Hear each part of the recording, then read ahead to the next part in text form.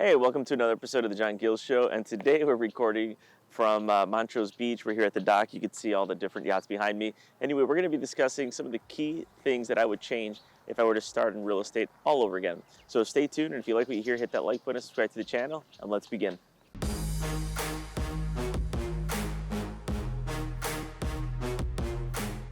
All right, so one of the main things that I would absolutely change if I started day one is not to rely so much on my commissions or the deal closing.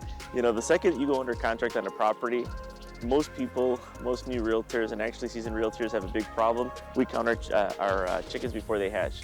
And, you know, that's a big mistake because you don't want to spend as though that deal's gonna close. There's a lot of variables that take place before the deal even realizes. So make sure that you're not really counting anything until it has actually closed.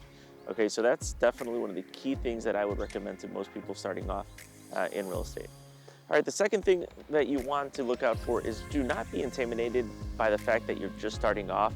You want to talk to as many people, let them know that you can be an asset, a resource that they can use to help them achieve their financial goals, right? So one of the main mistakes that I had was because I was young and I had just gotten my real estate license, I thought that, you know, most people who were older than me might not want to use me because of my inexperience. That's completely false. You know, they're going to, if you can provide value, it doesn't matter your age. Anyone will want to work with you as long as you say what you're going to do, you're disciplined, and you provide results. Those are the three things that no one can ever take away, right? You're adding value, you're providing results, and you say what you're going to do, or you do what you say you're gonna do, all right? So as the saying goes, you don't just talk the talk, you walk the walk. One of the other main things that I used to wonder was, should I go to a large real estate brokerage or stay at a smaller boutique firm?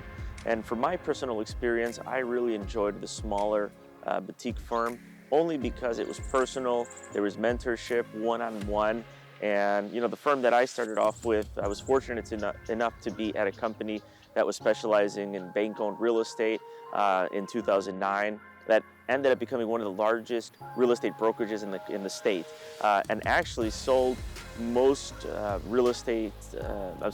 sold the most amount of real estate in the country as rated by the Wall Street Journal.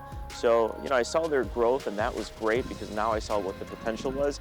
At a larger firm, you can get a lot of training, you know, you can definitely get referrals, but sometimes, you know, it really depends on the amount of mentorship you're getting, the one-on-one mentorship, which I felt helped me a lot. But as with everyone is different. You just go really to whoever you feel most comfortable with. You know, another thing too that I would really completely recommend is do not get used to your brokerage handing you referrals. I know I mentioned that a lot. You want to go to a place that has, you know, the referrals and that also has the training. But more importantly is you have to learn how to hunt. You want to go out there and be able to secure your own deals. You know, that was one of my biggest problems, was that at the beginning I did rely heavily on the phone calls that were coming in, and I didn't really learn how to hunt.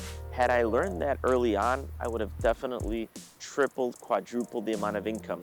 So, you know, that's a skill that you're going to want to learn, how to go out and scout buyers and sellers, what to say to a buyer and seller, you know.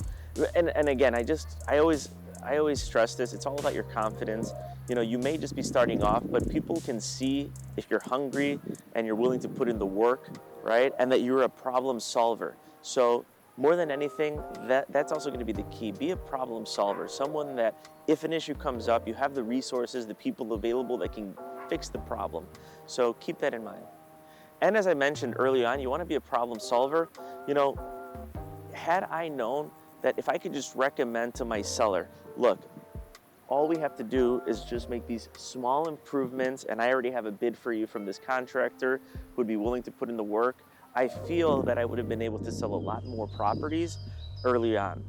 Now that I know that, you know, that's been the difference between a property staying on the market and another one just selling quickly, is just, you know, sometimes providing that resource early on to your seller, telling them, you know, having a marketing plan. This is exactly what we're going to do. This is how we're going to sell it. This is what you need to do. You're going to need to paint. You're going to need to do the small improvements.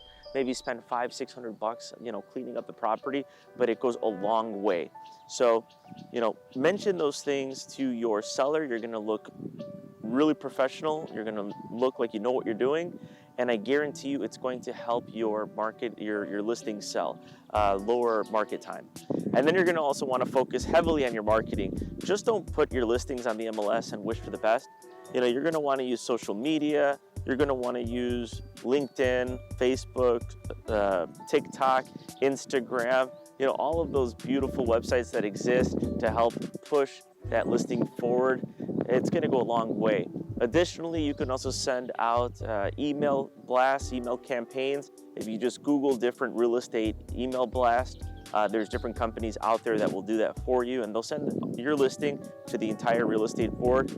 The other one is if you're selling a commercial property, take a look at Crexi.com, that's CREXI.com, and then also LoopNet or CoStar.